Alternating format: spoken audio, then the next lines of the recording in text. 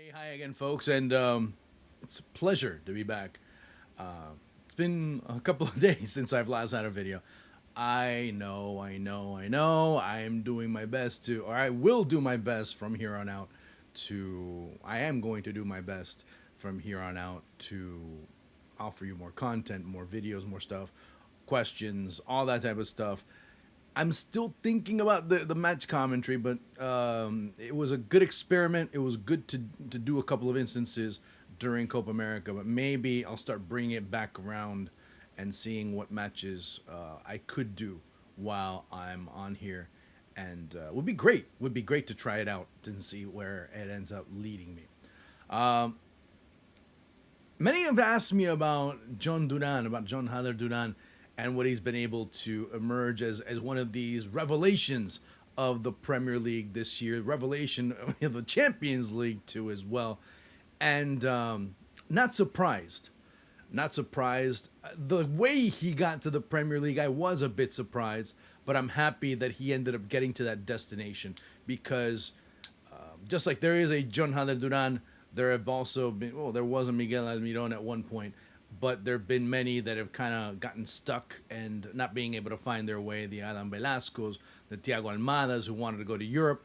He didn't go to a bad destination in Botafogo, but he wanted to be, of course, talking about a player that at one point was being rumored to go to Manchester United or City, regardless of he was going to go to Manchester. What color? No one knew at that point, but things didn't go the way that were expected. Of course, now he'll end up over in Europe via Brazil, and that'll end up being an interesting traverse for him.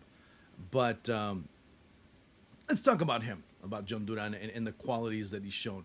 Just a great deal of maturity, a great deal of development over the past year. Not only just with the, I guess, limited amount of opportunities he's had, but each time he's had an opportunity, he's been able to come up big. And it's a pleasure. It's great to see this, and it further gives more credence to something that's gone on in Colombian football that is hopeful, but is also worrying at the same time. Hopeful because there is still a great deal of talent in Colombia, but also worried because the way that it's being developed, or maybe not developed, and you have to go elsewhere to kind of refine things. In Colombia in the past, you had players that would come out. Were they the final product? Probably not. And when you're dealing with players that are, well, in his case, he was 17, 18 years of age, and still wasn't a finalized product, and you don't expect anyone at that age to be already finished product in and of itself. But there were certain skills that he acquired in Chicago. There were certain skills that ended up continuing to be developed. Now, when you talk about Colombian football, there's moments that you really start to worry in terms of the overall development. Because one thing is seeing the maybe the unicorn, if you want to call him that, or maybe that 1 in 1,000 player in Duran, and you don't see them very much in Colombian football anymore because there is this notion where players have to play quickly, they have to be sold quicker. It doesn't matter what, and the result matters more than anything else. So you bring in a more experienced player, and that experienced player ends up overtaking them because they're more experienced and they know how to play in certain situations. But not many of these younger players are being carried along, and the way they're carried along, they're more being dragged through the rocks, and that ends up being something very troublesome when it comes to the future of Colombian football. But knowing that there's such a great, maybe not vast, but there's a great amount of young talent in Colombia that needs to go elsewhere. I mean, it's the letter that was given, or that was written, or that social media post the other day that was written by Carlos Sanchez, who ends up talking about the unfortunate situation of not having been able to play as much as he wanted to in his own country. Keep in mind, Carlos Sanchez did not develop in Colombia. He developed in Uruguay. And it's crazy. And even in Valenciennes over in France during the start of his career. So all of this being said, Ronald Falcao now, of course, in the latter stage of his career, didn't start out really in Colombia. He ended up starting out at River. I mean, you hear a lot of these stories about Colombian players, and it's becoming more prevalent with the more higher end players. James, of course, he developed over at Envigado, but of course, at 17, he's in Argentina. So you don't see as many of these younger players really coming out and becoming these top level players. And that's what ends up being more worrisome about Colombian football from the league perspective.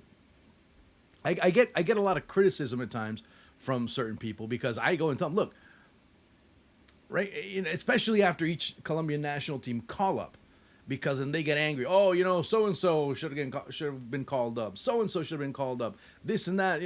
But at the end of the day, all the main names that they mention are names from the domestic league. I go and say, there's not one player in the Colombian domestic league that deserves being called up. None whatsoever. The league is very poor. The competition is very poor. And I'll add maybe something else in a separate video. I don't want to get too, I don't want to start spreading out a little bit too much in one video.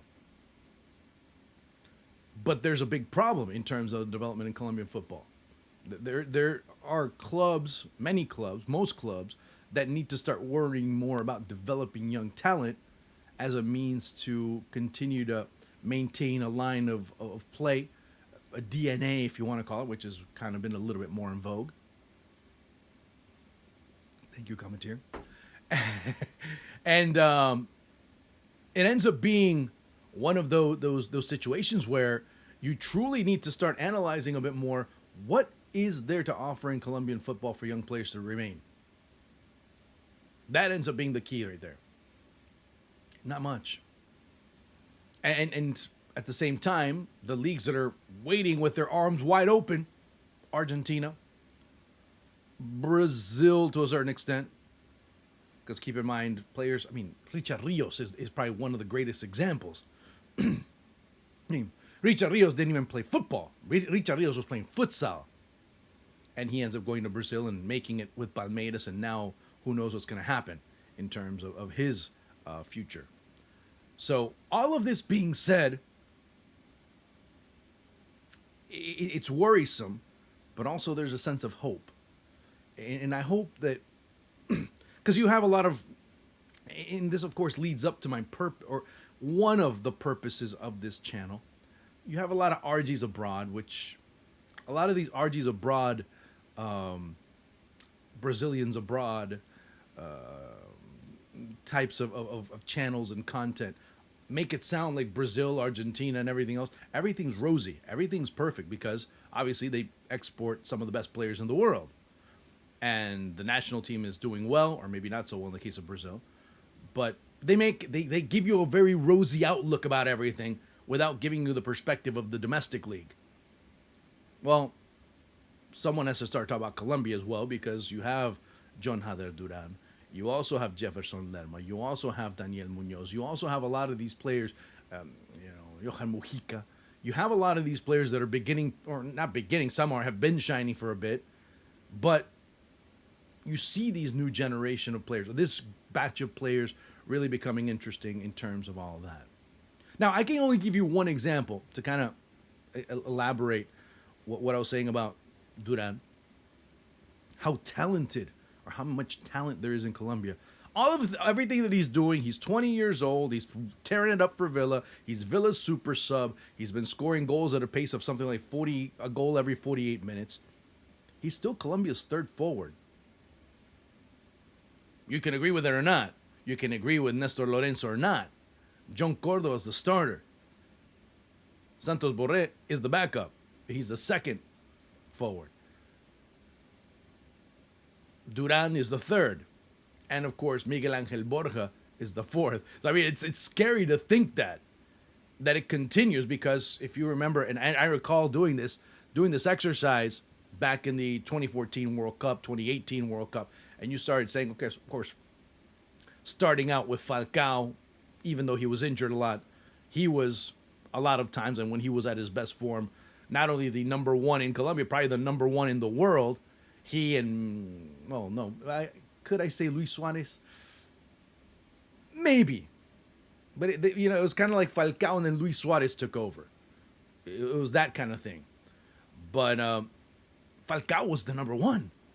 Then you had Duván Zapata, you had Luis Muriel and Carlos Baca. You had a whole stockade of forwards that really showed the amount of depth that Colombia has had and did have and still have.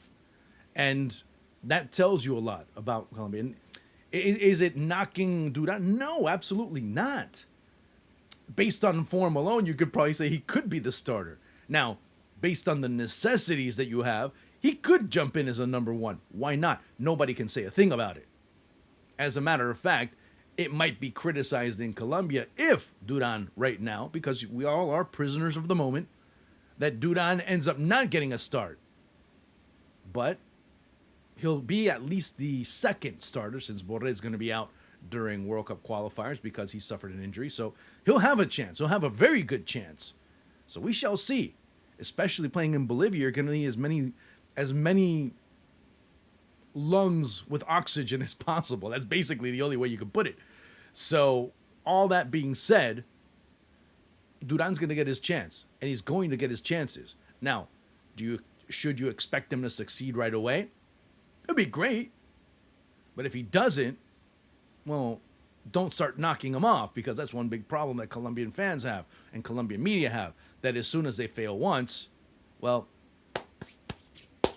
which is part of the problem in Colombian football at the national team. Well, if I fail, I'm done. I'm a failure, because that's the way Colombian media is going to, that's the way Colombian fans are going to portray you, as a failure because you lost a game. You know, they'll prop you up, but boy, they're going to be looking to chop you down right away if you don't succeed right away. That's the big problem with Colombian football at times. Maybe it's not so much the youth, which I've mentioned a lot. Maybe it's not the way they develop them in terms of how they use their feet. It's the way that we're developed, we, culturally, up here. Because, man, they love to make deities of people. But, damn, you slip up once, and you end up being the worst thing on earth. That's the biggest problem. Well, there's another problem. I'll mention it in a future video. All right, guys, talk to you soon.